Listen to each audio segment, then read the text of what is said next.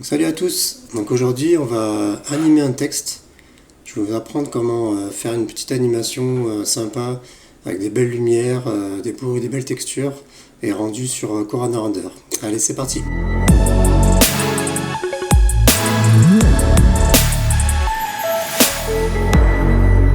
Alors ce qu'on va faire en premier déjà, c'est créer un texte de base de Max. Donc là vous mettez ce que vous voulez, hein. Là j'ai mis level FX. Ça peut très bien être je suis content. Voilà. On peut faire un truc comme ça, hein, comme n'importe quoi. Donc ce qu'on va faire ensuite, c'est on va mettre un modificateur extrude.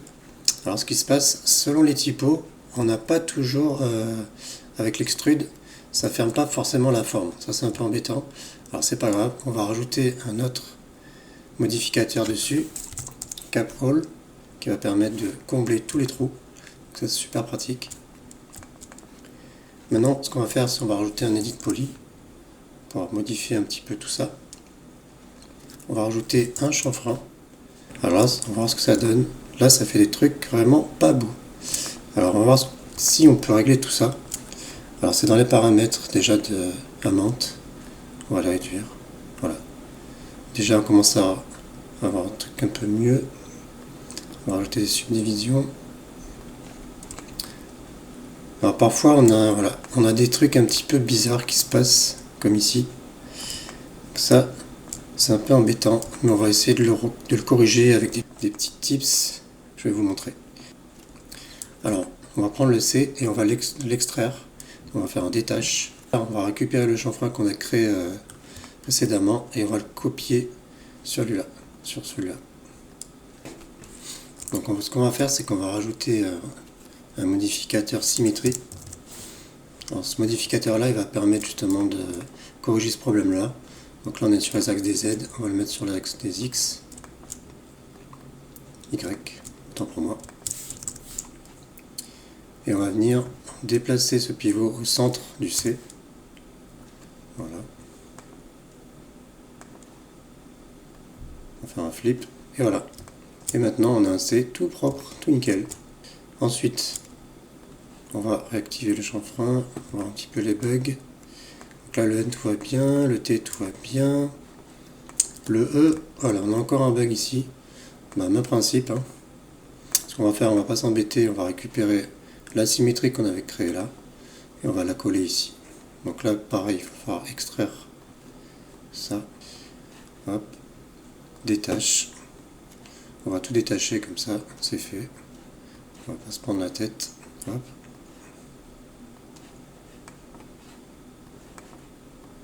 Il y en a beaucoup quand même. Hein. Ce qu'on va faire, c'est qu'on va rester juste sur ce mot-là. Ça sera plus simple. Content. Voilà. On va venir copier les deux. Comme ça. Paste.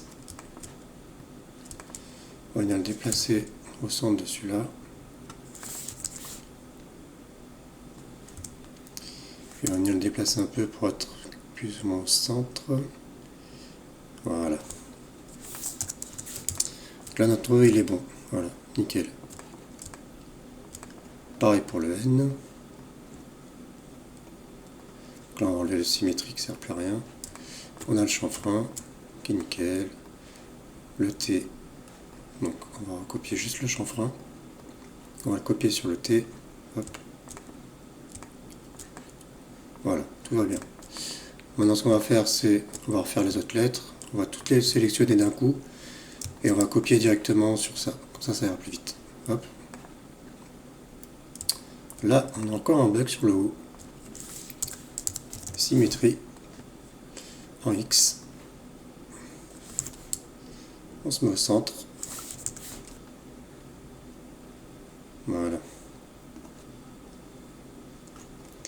Voilà, parfait.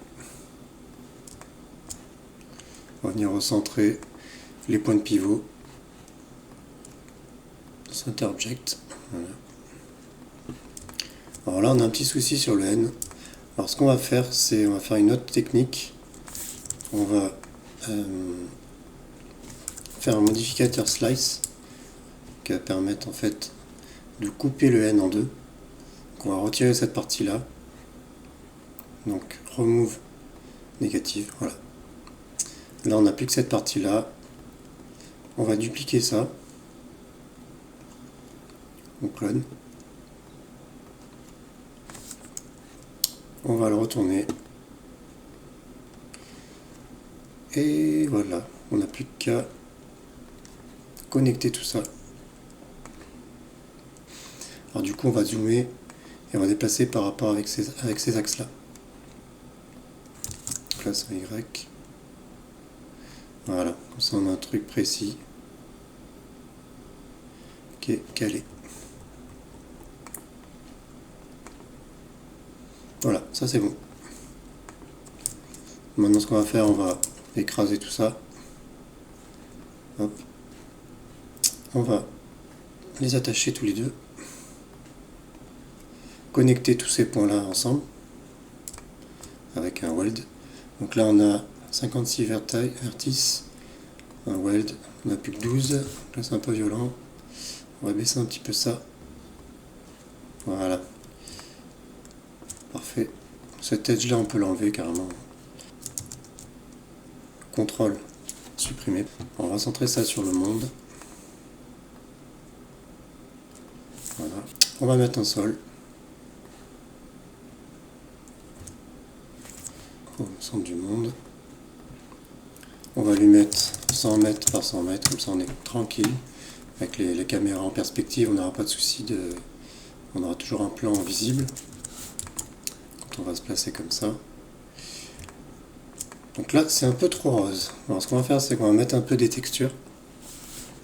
Donc là, j'avais créé déjà des textures au préalable. Assez basiques. Une texture de sol avec de la brillance. Avec un petit effet d'usure de métal. Donc des petits pets, des rayures, etc. Et un corner round edge qui va permettre d'adoucir un peu les angles. Donc là, ça c'est plutôt pour les lettres. Ça c'est la texture des lettres.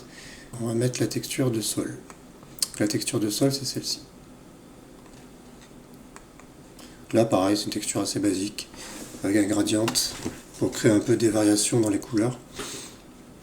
Une map, un petit noise, histoire d'avoir des petites variations aussi dans la réflexion. Dans le bump, un petit shader composite avec un fall off et quelques textures d'usure. Voilà. Ça va permettre d'ajouter un petit peu de détail au sol. Ça va être plutôt sympa. Donc on sélectionne les lettres et on va assigner cette texture. Voilà. Ce qu'on va faire, c'est qu'on va créer une light. On va créer un rectangle comme ça.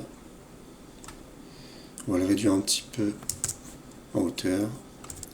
On va venir le placer un peu devant, histoire d'éclairer un petit peu le texte. Donc là, la lumière, on va désactiver visible directly. Sinon, on va le voir au rendu, ça. Et c'est pas ce qu'on veut. Alors là, on va faire un petit pré-rendu pour voir ce que ça donne.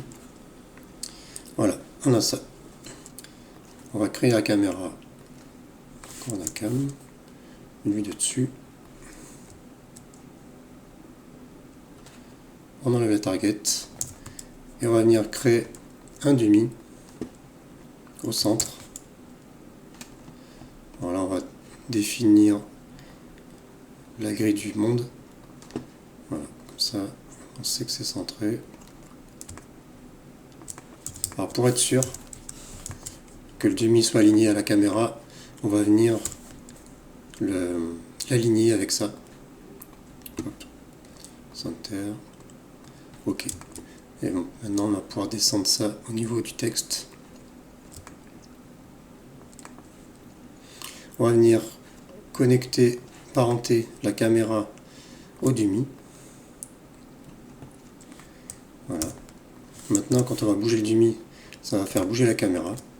Alors maintenant, on va pouvoir déplacer la caméra, la mettre de côté comme ça. Et en fait, la caméra, on ne va pas l'animer. Il n'y aura pas de clé sur cette caméra-là. Il n'y aura que des clés sur le dummy. qu'en fait, on va déplacer les axes des translates avec ceux du Mila. Et pour zoomer, on va faire un scale. Voilà, maintenant qu'on est à peu près bon, on va zoomer un petit peu, histoire d'avoir un effet un peu plus dynamique. Et on va venir animer cette caméra. Donc on va activer l'autokey. Une petite clé. On va venir jusqu'à frame 100 à peu près. On va venir se déplacer tout le long du texte.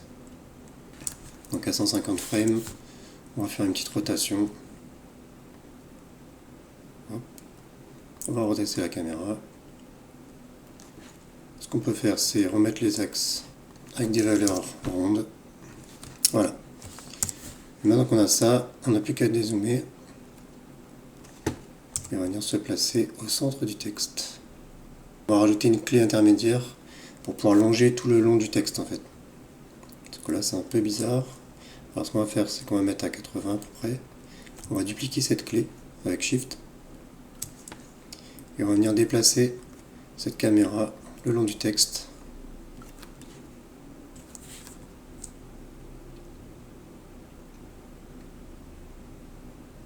Alors maintenant qu'on a fait ça, on va venir placer un peu les lumières pour avoir quelque chose de joli. Là, on avait placé cette lumière, c'était juste pour voir un petit peu ce que ça donnait au rendu. On va la modifier. On va le faire 2 mètres.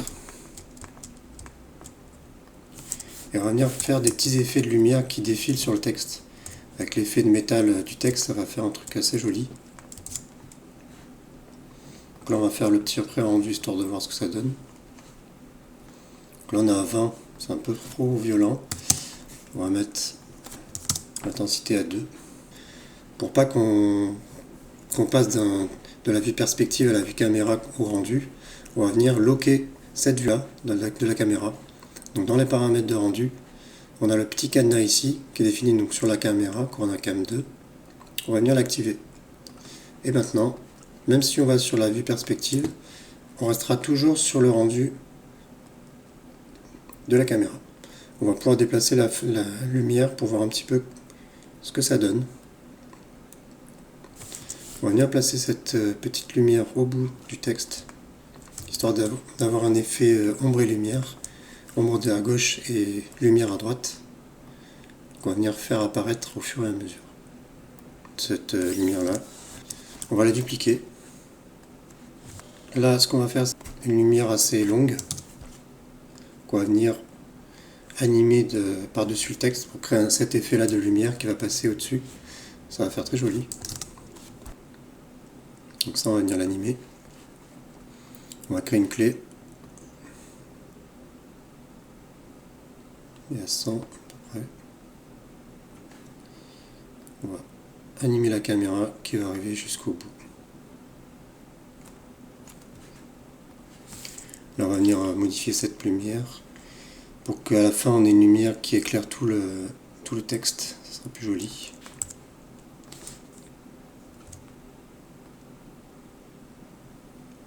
On va la mettre en dehors du champ de la caméra. On va augmenter l'intensité. On peut jouer avec la directionality. Ça, c'est assez sympa comme effet. On va pouvoir soit faire un effet spot quand on augmente la directionality. Donc si on met un 1, c'est vraiment un rayon laser qui va beaucoup éclairer. Donc si on met un 0,5, on a entre les deux, ça va éclairer, ça va générer des ombres, ça va faire une lumière diffuse. Donc là, on va augmenter un petit peu la taille. On va dupliquer cette lumière-là. On va la retourner. Et on va lui mettre un peu une autre couleur, parce que là, on est tout blanc pour l'instant. On va rester sur celle du bas, on va mettre un petit bleu. Alors j'aime bien jouer avec les Kelvin température. Ça permet d'avoir des couleurs assez jolies, assez plutôt réalistes.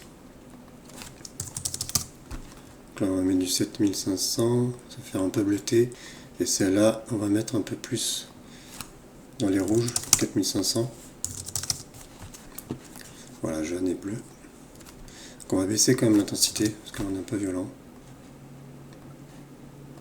On va mettre à 2.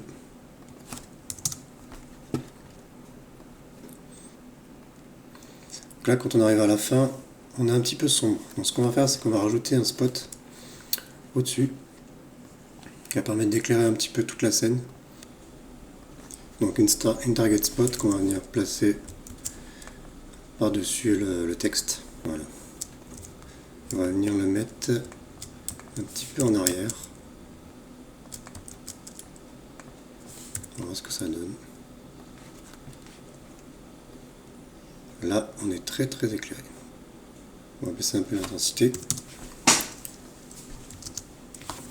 Là, une erreur. Je suis en autokey. Donc on va désactiver l'autokey. Sinon ça va faire des clés un petit peu partout. Ça va pas être terrible. Donc voilà, on a une petite lumière qui éclaire bien. On va la baisser un petit peu.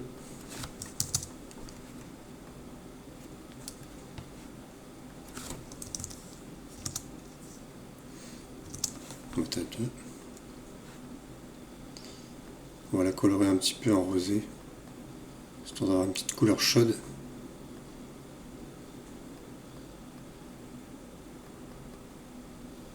On va créer une clé. Le multiplier, on va le mettre à 0. Et à peu près à 130. On va remettre à 3. Mettre à 2. Donc là on a très éclairé encore. On va venir baisser aussi, animer ces lumières là. Là pareil, on va mettre à 0. Voilà. Celle-là aussi, on va la baisser. Pour qu'on ait plus que la lumière de côté qui va éclairer un petit peu sur le texte. On va venir allumer ces lumières au fur et à mesure, jusqu'à peu près 50.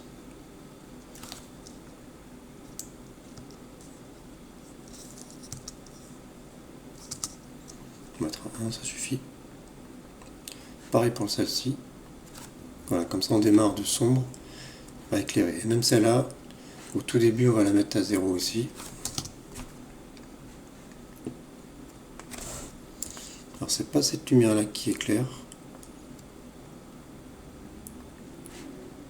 Ah, c'est celle-là qui était restée à 0,6. Voilà.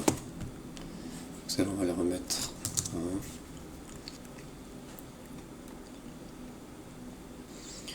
Donc là le rayon lumineux il est un petit peu trop visible je trouve. Ce qu'on va faire c'est qu'on va désactiver ça. On va modifier la directionality. Qu'on ait un effet un peu plus diffus. Là on est plus doux, la lumière est plus douce. Et on arrive à la fin avec le texte qui apparaît. Voilà, ça c'était un exemple de texte. Maintenant, comme je vous ai montré au début, on peut faire beaucoup de choses avec ces lumières et les mouvements de caméra. On peut faire des trucs assez sympas.